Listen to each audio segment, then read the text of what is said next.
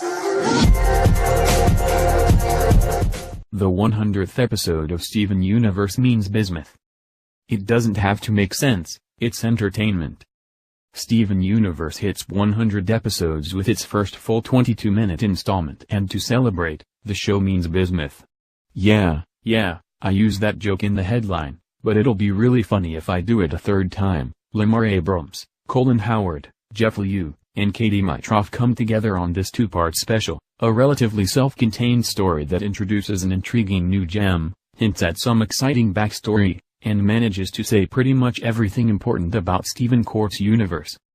When Lion persists in chewing on a commemorative t-shirt Steven got the time he rode the Thunderbird at Funland, complimenting his Thunderbird button and framed photo, he hops into Lion's mane to hide the shirt away and accidentally breaks one of the tree's branches, unbubbling the mysterious, pyramid-shaped gem floating inside. She reforms, proving to be a burly gem with rainbow hair, crystal gem star tattoos, and an apron. She's almost certainly the gem that puffed Lapis, judging by the abstracted flashback in Same Old World. She looms over Steven in an awesome title card, backed by intense reverse electric guitars, which Avi and Sarasi use to really spectacular effect throughout the episode, giving the new gem a sense of cool, with just the right level of menace. This is Bismuth. Though this is her first appearances on the show, Bismuth, who Steven eventually pulls out of Lion, after hopping in and out of the mane to consult the gems first, manages to feel like a natural part of the crystal gems, partially bypassing a common problem when new characters get added to a TV show who have ostensibly known the regulars for years. Or, in this case, millennia. Partly, this is because her existence helps answer a few outstanding questions about the show. How did the gems build their weapons, or outfit Rose's armory?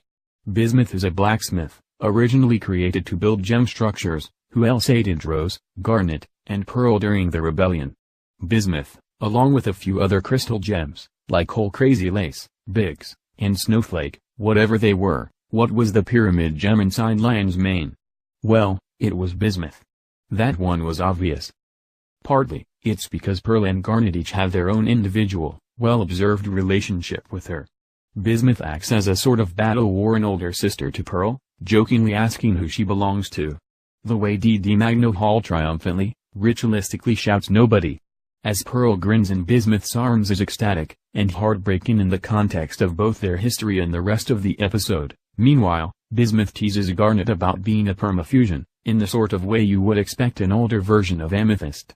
You're one to talk. Oh, excuse me, you're two to talk. Garnet making her gauntlet to punch Bismuth in the arm is among the most playful moments she's had lately. Not only is her comedy usually far more deadpan, there's no one else on the team capable of ribbing her and quite this way. And partly, it's because she's voiced by Yuzo Aduba of Orange is the New Black. Aduba immediately stakes a claim as one of the show's best guest voices in ages. She imbues Bismuth with a degree of warmth that establishes her as, at least at first, trustworthy and front-facing, equally comfortable with the jokiness of her interactions with Garnet and Pearl, the confidence of her assessment of Amethyst's whip, and the booming bravado of her speeches, rousing anger and heating up everyone's blood in preparation for combat against Homeworld. Let's not forget the casual humor with which she deploys the Bismuth joke the first two times, then the menace that characterizes the third. It helps that we get to see Bismuth in, essentially, her home territory, a forge where all of the gem weapons were made. The forge is designed explicitly to be used by Bismuth, from the door that opens in the shape of her gem to her comfort with the lava she uses as a tool to the many boxes and drawers filled with unused tools, among them, a set of spikes for Garnet's gauntlets, a trident extension for Pearl's spear, and a set of flails that serve as an addition to Amethyst's whip. It's also filled with other weapons, some of which I'm sure we'll find out more about as the show goes on. Especially that gigantic sword hanging from the ceiling. Who was even big enough to use that? Still, Bismuth is a bit of a gem out of water here. It's easy to forget how much Steven's influence, and, to a lesser extent, Greg's, has softened the other crystal gems. They used to be an army, but are now just as comfortable playing house as on the battlefield, if not more so. So when Bismuth has everyone sparring with her on the beach, relentlessly attacking as a way of warming up for battle, it's a bit of a shift. Even though Steven has been training all the time, he's still uncomfortable with the aggression and militarism on display. This is a little intense for me, Instead, Steven introduces Bismuth to his own crystal gem rituals. Playing badminton, Bismuth violently smashes the shuttlecock, cards. Garnet beats Amethyst's shape-shifting with future vision, and making pizzas. This is about the best that Bismuth gets for Bismuth. Like all of the gems, Bismuth has a certain level of resentment. But where Pearl and Amethyst have mostly directed their anger inward, Bismuth's rage is firmly pointed at the upper crusts of gem society. This is fascinating in the way it introduces ideas of class as a rather clear subtext of the rebellion, or, maybe, revolution, and adds an additional dimension to how the crystal gems feel about Homeworld. We've seen hints at the class striation of gem society before, especially in Peridot's snootiness and the way Sapphire is treated as aristocracy, but never with quite this degree of clarity.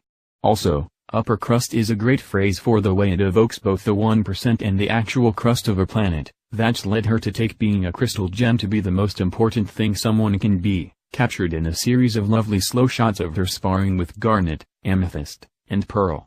When Bismuth tells Steven about Rose's ability to turn gems away from their designed purpose, similar to the interaction between Rose and Greg the babysitter, it's a Duba's shining moment of the episode, and it proves one thing: Bismuth is a true believer.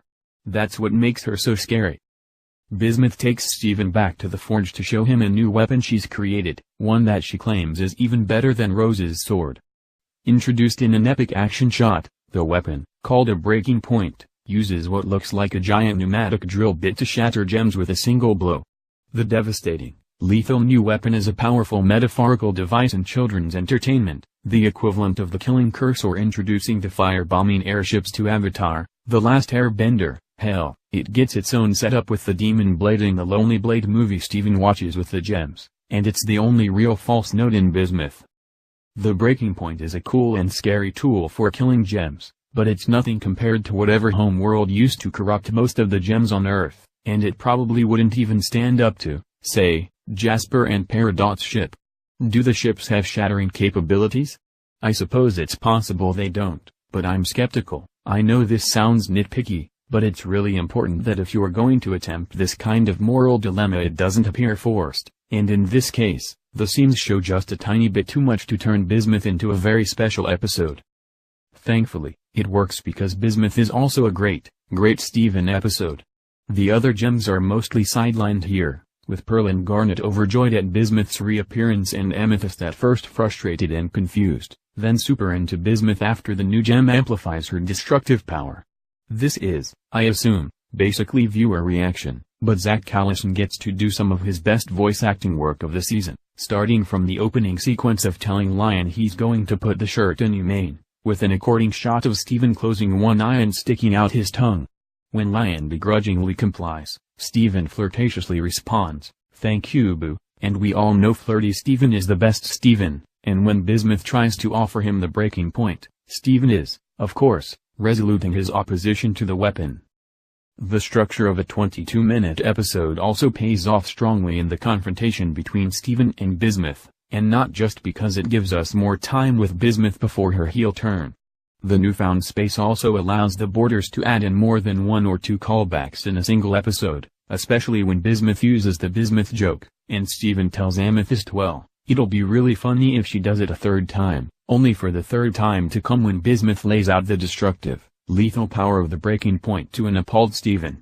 It also gives the Croonverse an opportunity to make commercial bumpers featuring chibi versions of the gems, prominently displaying Bismuth as a member of the team, which are extremely cute and should be promptly turned into posters for my room. Nobody's more crystal gem than I am, Bismuth tells Steven angrily. Her dedication to the cause is obvious. She's covered in star tattoos, which look like the only real, consistent body modification any of the gems have done, besides, Garnet's fusion. But it's led her into a position that, if not as morally bad as Homeworld's, is still pretty bad. Steven, naturally, opposes killing in any situation, which includes the gems he's fought.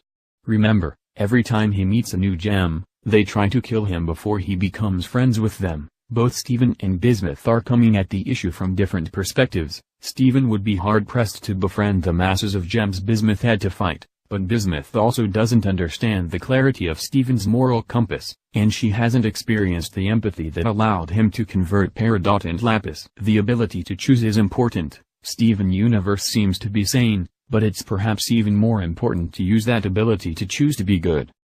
Not even Rose made that decision, not completely, because she lied to Garnet and Pearl about Bismuth. There are plausible reasons for her doing this. Perhaps she didn't want to besmirch Bismuth's memory, but the end result is that Bismuth refuses to believe Steven when he claims to not be Rose. There's no way for Steven to get out of this, so they fight, reversing Steven's usual pattern with new gems. It's a pretty intense sequence, with Steven trying to avoid combat in the face of Bismuth's shape-shifting arms. Steven eventually loses one of his sandals to the lava, floating high above the ground, and sustains the biggest single hit we've seen him take since the return, when Bismuth hurls him into a wall. Tossing a rock back at her, Steven knocks Bismuth down, then puffs her with Rose's sword before bubbling her. Of course Steven would never shatter Bismuth. Though if being shattered is being killed for a gem, getting bubbled is. Lifetime solitary confinement? It doesn't seem that much better, and Bismuth is still sympathetic throughout, largely because of how much Rose seems to have let her down.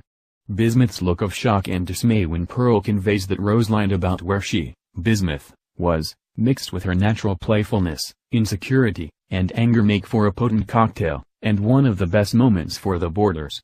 The real tragedy of Bismuth is that Rose never told Garnet and Pearl what happened to her, what Bismuth was trying to do, why Rose had to stop it, why the best solution, in Rose's mind, was to bubble Bismuth away. Where Steven's openness and genuine kindness usually allows him to break through even to gems who have been set on killing him, he can't control his relationship with Bismuth. After all, if Rose lied once, who's to say she wouldn't do it again?